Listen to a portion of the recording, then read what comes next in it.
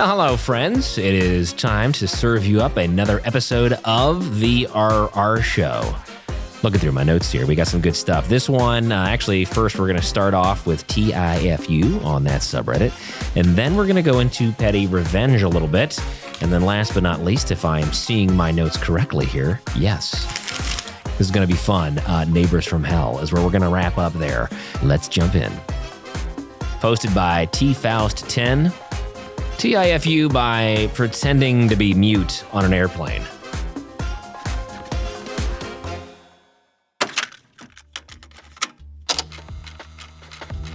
This happened a while ago, but I still cringe when I think about it. I hopped on a short flight from Dallas to San Antonio to visit my brother. I ended up in an aisle seat towards the very back of the packed plane. As I sat, the guy seated next to me was busy, and I decided not to bug him with the quick hello or the classic business or pleasure question that people tend to ask. About 15 minutes into the flight, I began to eat one of those very dry Biscoff crackers without water on hand. I realized I overcommitted my salivary glands for some real work. Of course, at this exact moment, my seatmate begins his opening introduction.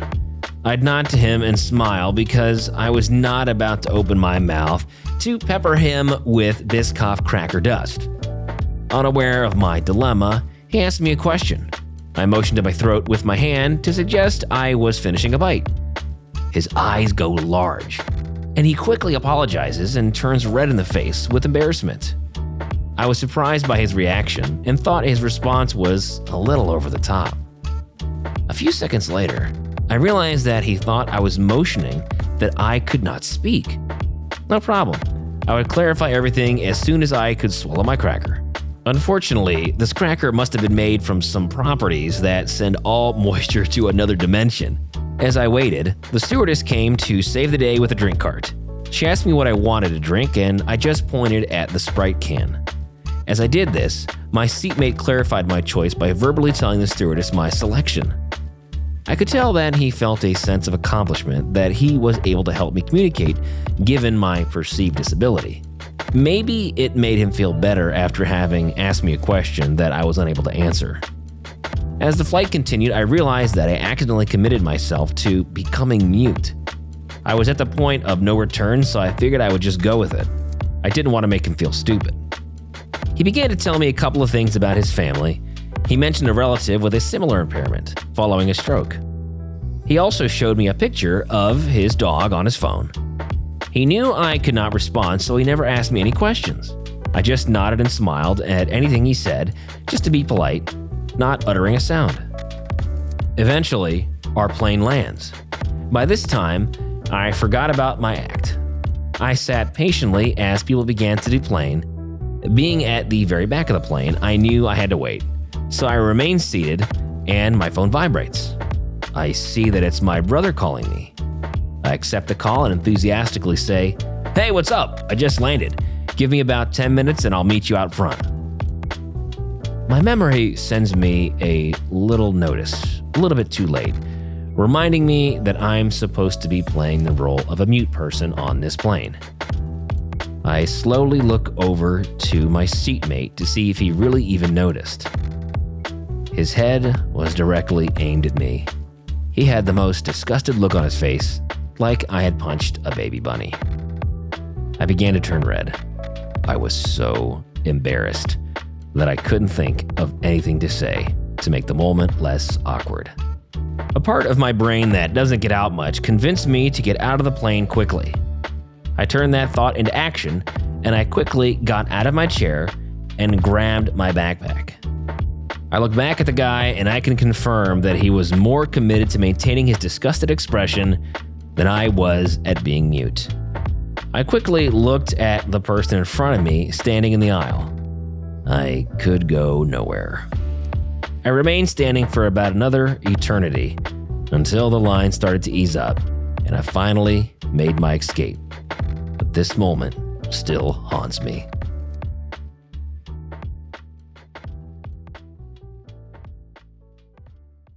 TIFU by eating a box of discount fudge-covered Oreos and experiencing the most embarrassing Christmas week ever.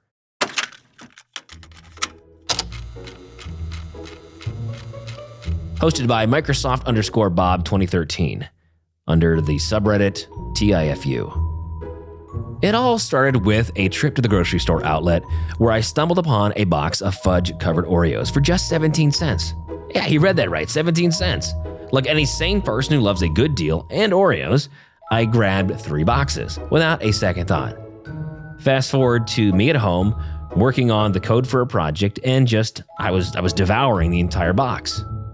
The next few days were, to put it mildly, rough.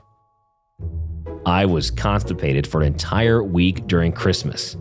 It made me sick, gave me the sweats, massive headaches. I thought I had COVID, took a couple of negative tests, and nothing moved, nothing helped. I felt like death. My family's advice ranged from eating prunes to doing squats, but nothing worked. Desperate, I turned to the laxative aisle in a CVS and grabbed some disgusting milk of magnesia in a blue bottle. Now, for those of you who don't know, this stuff is potent. But did I know that?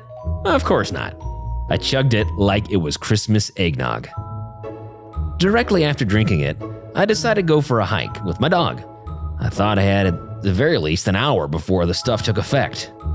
I smoked a little bit of weed at the beginning of the trail and was having a nice brisk walk through the Northern California mountains.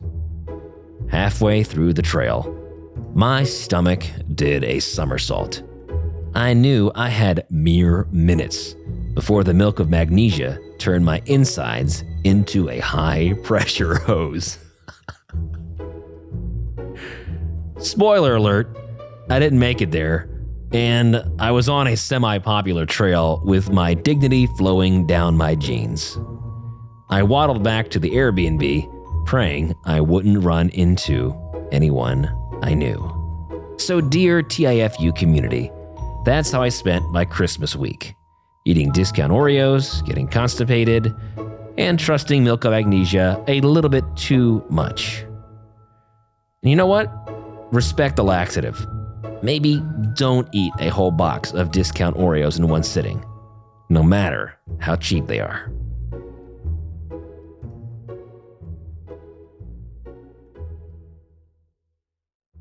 All right, we're going to move on to another subreddit. These ones are solid. We've got some from r/petty revenge.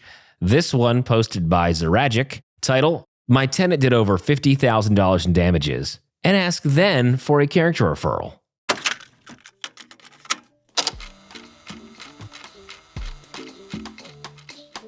Sorry, this is a little long. When my wife, a 24-year-old female, and I, a 28-year-old male, were starting out, we had a little old rental house downtown that we leased to male students. When we moved out of the country for a job, I figured it would be easier to rent to one family rather than chase around 6 separate broke students for rent. They were shared bedrooms. The first family that we put in there turned out to be a bad choice on my part. Misty, a 40-year-old female, was fine for the first 4 months or so. When I visited in person, the house was noticeably getting gross. They weren't taking care of things, and this might have been somewhat forgivable. But then Misty stopped paying rent on time.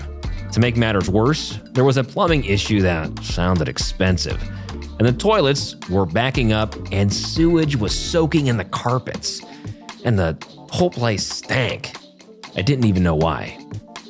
The plumber ran a camera down the pipes to see what was happening.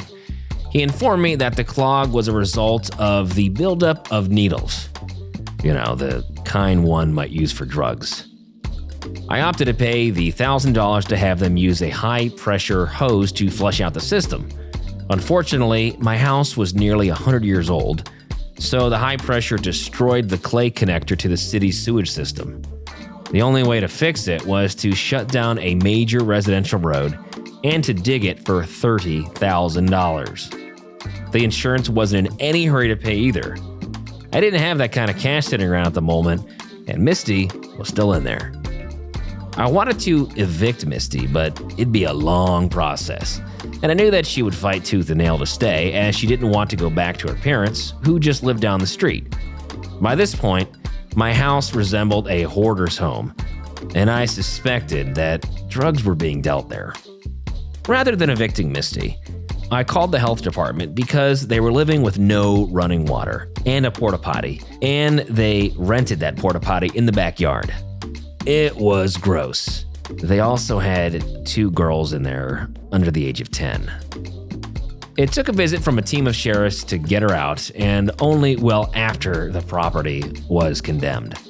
When Misty finally did leave, she left about 100 pounds of rotting meat on the front lawn.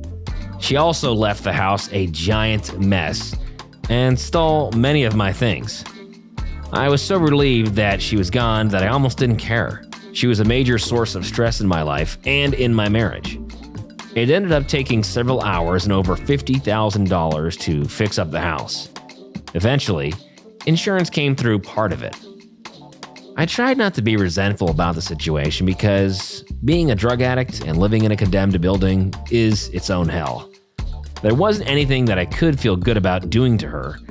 She was already doomed to live poorly based on her own choices. By this point in life, I felt like I was above petty revenge. Besides, she had 2 kids. Oddly, Misty had the gall to text me to ask for a character referral for a new place since she didn't have anyone else. Other than her parents, presumably, I was dumbfounded, but texted back a thumbs up. Maybe I could save the next guy. Eventually, I did get the call from the next guy asking about Misty. He was a total jerk to me on the phone. He was talking over me and talking down to me. He was an expert landlord doing his due diligence, etc. I tried to get my story about Misty, but then I paused. I listened to him talk down to me some more. A total stranger. What the heck? And then I waited until it was my turn. I told him, Misty was great. I had some major plumbing issues, otherwise she'd still be with me. Also, she's got a cute family. Good luck with Misty. You 2 deserve each other. Misty got the place and thanked me. Then, I never heard from either of them again. Petty me.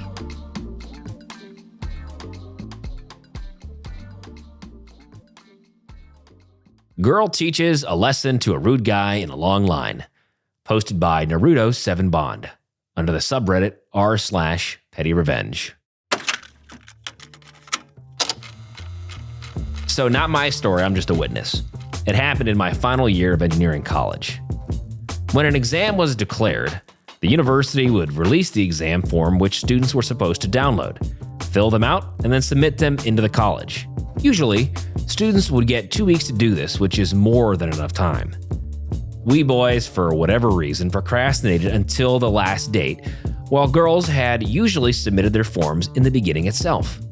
What everyone was submitting was an exam form for a semester. Based on what the student submitted in this form, he or she would receive a hall ticket for the upcoming exam for those subjects. This whole thing happens before the actual exam. Not submitting this form means you won't get hall tickets and thus won't be allowed to sit in the exams. So there I was standing in a line waiting for my turn to submit the form. There were 2 lines, one for boys and one for girls. And the boys' line was pretty long when I joined, about 30, while the girls' line was about 5 people. After I spent about 90 minutes in line, I finally got into the first 5 in line. That's when this incident happened. There was a girl in the last spot in the girls' line carrying a clipboard. It had her exam form on it. A guy suddenly came in and placed his exam on her clipboard and told her to submit his exam form. His entire attitude was extremely rude. His words sounded like an order. I thought she was going to slap him, but she didn't. Instead, she took his form and gave him a sweet smile. I thought I misjudged the situation. It's possible to submit other people's form, but you have to go back and stand in line again. I thought maybe this girl was his friend or something and was just willing to do him a favor.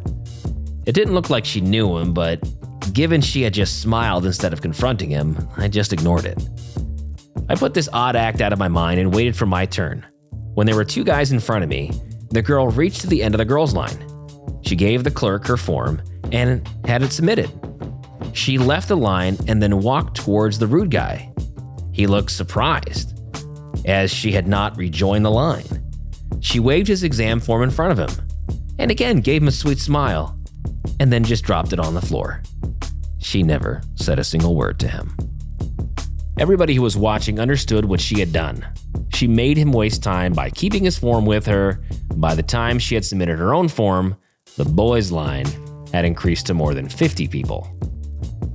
Pretty much everyone burst into laughter.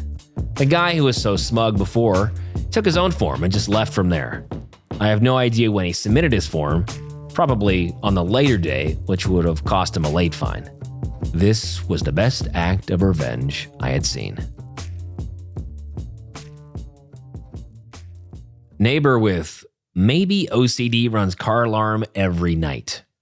Posted by ridiculously_sleepy on the subreddit r/neighbors from hell.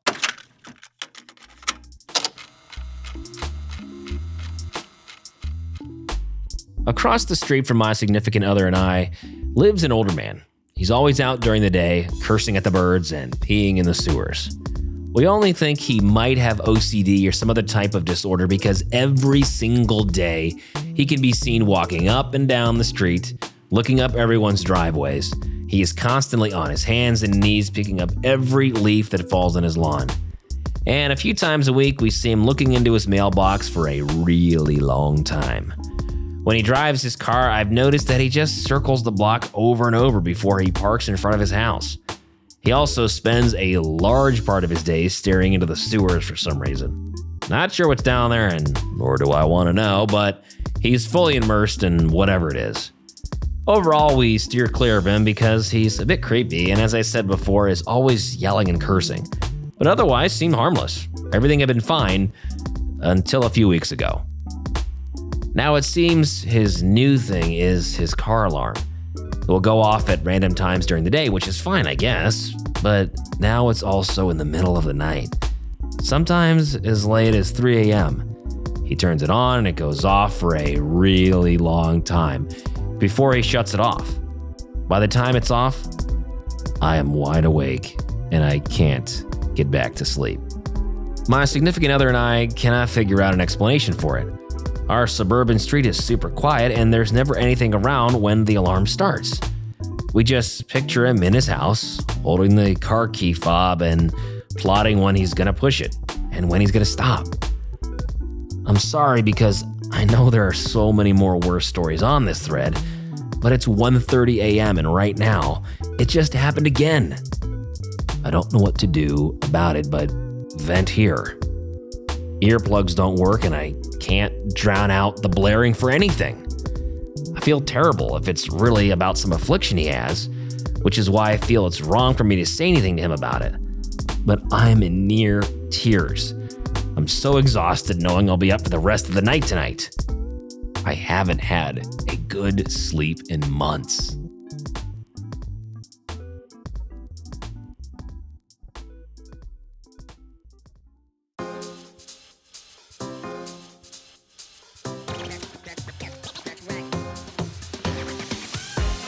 So thanks for being with us. The RR Show is a production of Evergreen Podcasts and Westlaw Media. Now, if you'd be so kind, please follow or subscribe to our show wherever you get your podcasts. And if you're feeling extra nice, you might as well leave a 5-star review. But for more, visit the website, rrshow.com. That is rrshow.com. I'm your host, Vince. Thank you to my producer, Kevin, and we'll see you next time here on the RR Show.